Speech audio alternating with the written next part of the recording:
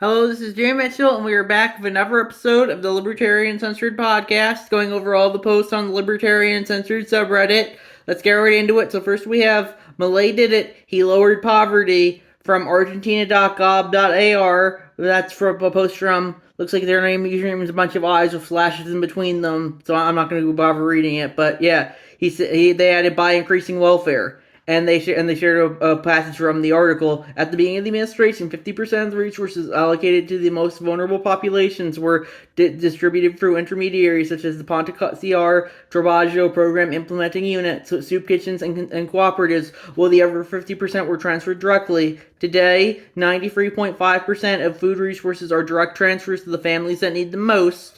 The amounts of the food benefit have accumulated 137.5% in this administration, and coverage was extended to more than 600,000 adolescents between 14 and 17 years old. In addition, the AUH grew by 340% in 11 months, which means a real increase in purchasing power of 107%. And yeah, that just goes to show you how when politicians aren't stabbing you in the front, they're stabbing you in the back. I like Milei, and I think he's doing some good stuff in Argentina, but I definitely don't think increasing welfare is that libertarian. I think the old system of having private enterprise do it was probably better. And yeah, that's my thoughts on that issue. Then we have Congress's age debate reignites over member living in retirement home from Axios.com, posted by Ninja Lover, and they said Granger acknowledged as in a Sunday statement to Axios that she has been navigating some unforeseen health challenges over the past year. Since early September, my health challenges have progressed, making frequent travel to Washington both difficult and unpredictable. Granger's son Brandon told the Dallas Morning News that she has been having some dementia issues late in the year. And yeah, I think this just goes to show you how they probably should have age limits for Congress. They're arguably undemocratic, but so are term limits, and I think Congress should have those as well. Just because something's democratic doesn't necessarily make it good. And yeah, that's my thoughts there. I personally don't think it really matters. So I don't think Congress or the president are the ones really running the show. I think it's mostly the unelected bureaucrats in the alphabet agencies like CIA, NSA, FBI, etc., and the special interest groups who are really running the show. And that's my thoughts on that issue.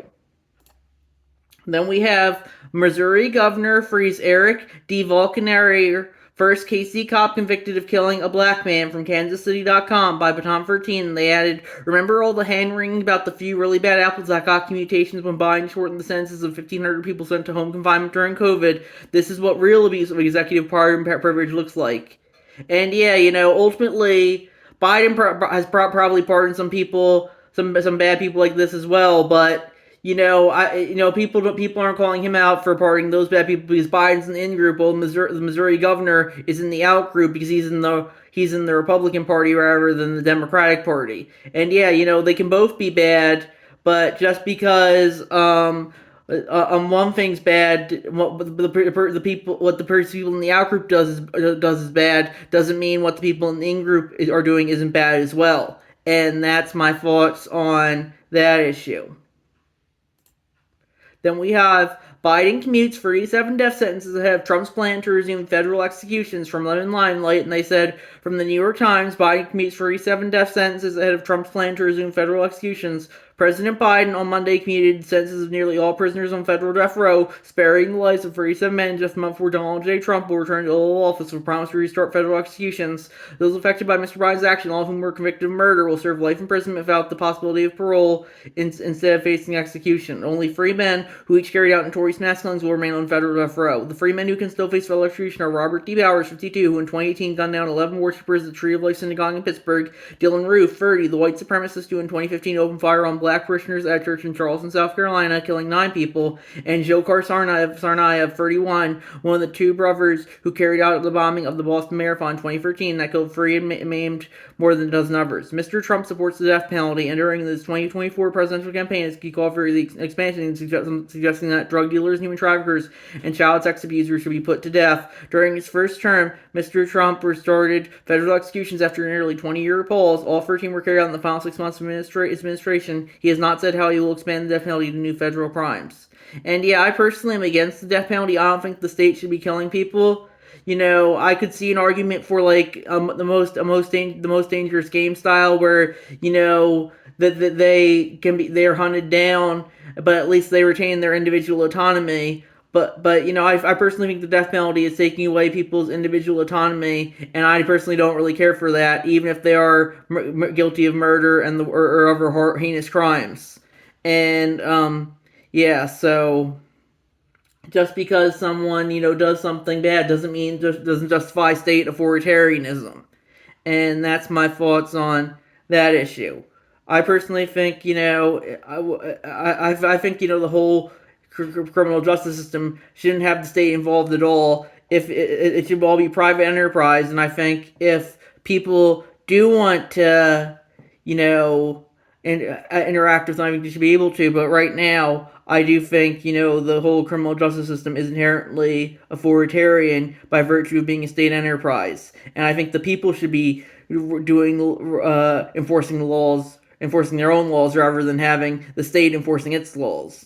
And that's my thoughts on that issue.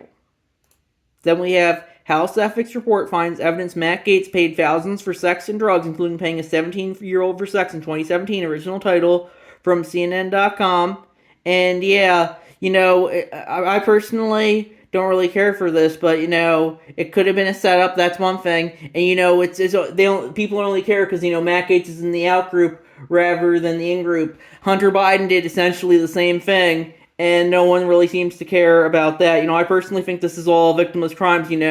I think the 17-year-old was above the age of consent, and I personally think paying a 17-year-old for sex is kind of scummy. But if Matt Gaetz did want to do that, I think he should be able to do so. I think it's a victimless crime, and yeah, and also it could have been a setup, as I said earlier. They want to make someone like Matt Gaetz look bad because he's a member of the out group rather than the in group.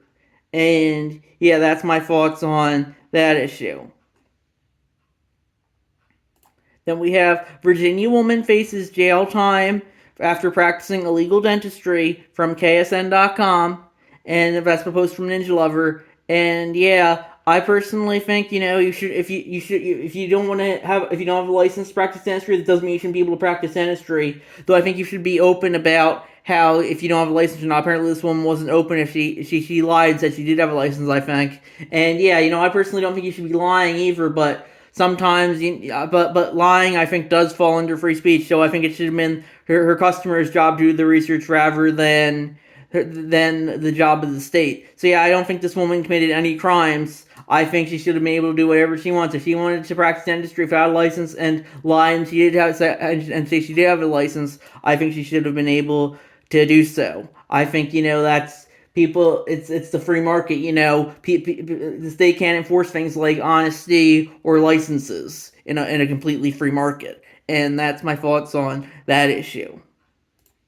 Then we have updates, states where Pornhub will be blocking access as of January 1st, 2025. And then parentheses they added, Theocracy is Freedom from CH4Locks, and that's crosswords from the Matt Porn subreddit.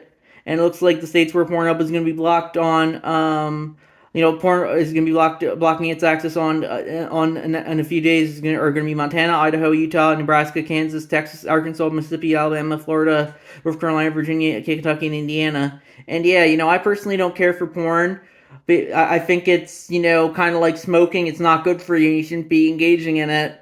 But if I think it's not the state's job to police what people are looking at. There are tons of other porn websites as well, and I think Pornhub's mainly just blocking access because they're threatening to enforce they're threatening to say there's going to be age limits. I don't know if they've enforced them yet. But yeah, I personally think if Pornhub wants to block its access, I think it should be able to. And if the states want to enforce an age limit, I personally don't think the state should be policing online activity. Yeah, I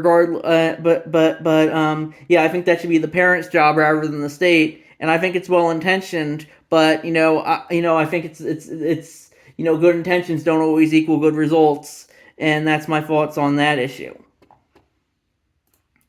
Road to hell is paved with good intentions, as they say. Then we have former DC police intel chief guilty of tipping off Proud Boys leader ahead of January 6th attack from NBCNews.com. And that's by Ninja Lover, and that's crossword from the Capital Consequences subreddit. And yeah, I personally don't really care for January 6th, but it was over 4 years ago at this point. I think everyone really knows it's being used to sell an agenda above all else. I think even most of the Kamala voters could tell you that, and I think it's time to just move on from there. And yeah, that's my thoughts on that issue. Then we have Russians respond to Donald Trump's Greenland proposal from Newsweek.com by Ninja Lover, and they added Putin allies support of Trump's proposal to buy Greenland, significant physical ramifications on Moscow's pursuit of territorial gains as it's currently engaged in a land war with Ukraine. And yeah, I personally think the Greenland stuff is all just Trump trolling, but we'll see if he gets it done. You never know with Donald Trump. He was calling Kim Jong Un a little rocket man, and then he was meeting with him not too soon after that. So you never know what Donald Trump's gonna really do. And that's kind of his whole shtick. How unpredictable he is, and that's my thoughts on that issue. Then we have University of Michigan shut it down. President and VP removed from office after being found guilty on one count each of dereliction of duty. Establishment speaker automatically becomes president, and that's from Tyler Fioretto, a post from Tyler Fioretto, and that's a cross post from the U of M subreddit. And looks like the student government of Michigan threw out their president and vice president and yeah, I think I don't really think student government has as much power as a lot of people make it out to be, but I think if they wanted to throw out their president and vice president for any charge whatsoever, they should be able to do so. And yeah, I think it's good that people are getting involved in their government and holding their leaders accountable. I don't think that's something you would ever see for the national government. The actual one that most people care about. But yeah, it's good to see people hold their leaders accountable. And I think one of the big things was why they hold them accountable for college here, and they won the nationals because maybe political parties aren't as strong on the college capital because in the college politics, but in national politics, the Democrats are going to justify whatever the Democrats do, and the Republicans will justify whatever the Republicans do, and that's my thoughts there. Then we have a SWAT team destroyed an innocent woman's house. The Supreme Court won't hear her case from Reason.com by Tom 13, and that's crosswords from the Bad Cop No Donut subreddit. And yeah, that just goes to show you how the state can justify doing whatever it wants to, and they might not even give you a fair trial over it. And yeah, that's why we need to hold the state accountable, even if they won't hold themselves accountable. And that's my thoughts on that issue. So I think we're going to wrap it up there. I'll see you guys in the next episode. Bye.